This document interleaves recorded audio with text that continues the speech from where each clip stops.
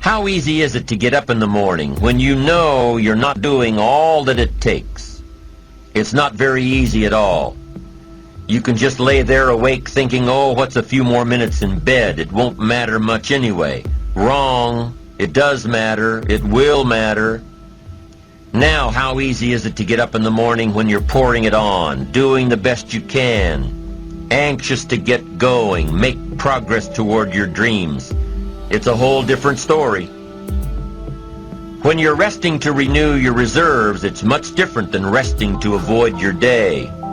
When you're psyched up and excited for your life, when you're excited for what you've planned to accomplish for the day, it's amazing. You'll wake up before the alarm clock even tries to startle you awake. Your successes fuel your ambition. Your successes give you extra energy. Your successes pave the way for more successes. It's the snowball effect. With one success, you're excited to meet another, and another, and another. And pretty soon, the disciplines that were so difficult in the beginning, the disciplines that got you going, are now part of your philosophy.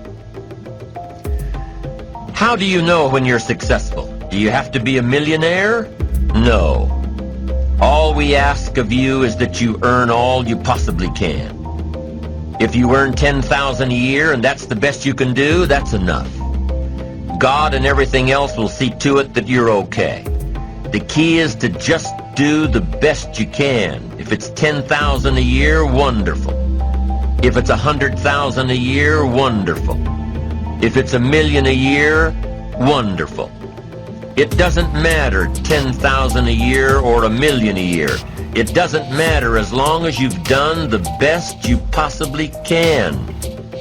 Earn the most you possibly can. Be the most you possibly can. And here's why. The essence of life is growth. The essence of life is growth, to do the best you can. And here's what's interesting. Humans are the only life form that will do less than they possibly can. Humans are the only life form that will settle for less. Every other life form except human beings strive to its maximum capacity. How tall will a tree grow? Approximately. As tall as it possibly can. You never heard of a tree growing half as high as it could. No, trees don't grow half. Trees send their roots down as deep as possible, stretch their limbs up as high as possible, produce every leaf possible and every fruit possible. As a matter of fact, you never heard of a human physically growing half. We keep growing until we're done. Now that's a part of life we can't control. It's genetically coded.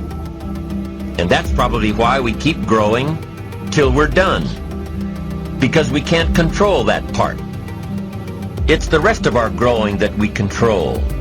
The growing of our minds, the expansion of our minds, that we can control. And that's what tends to get away from us. All life forms inherently strive to their max except human beings. Now, why wouldn't human beings strive to their maximum possibility? Here's why. Because we've been given the dignity of choice.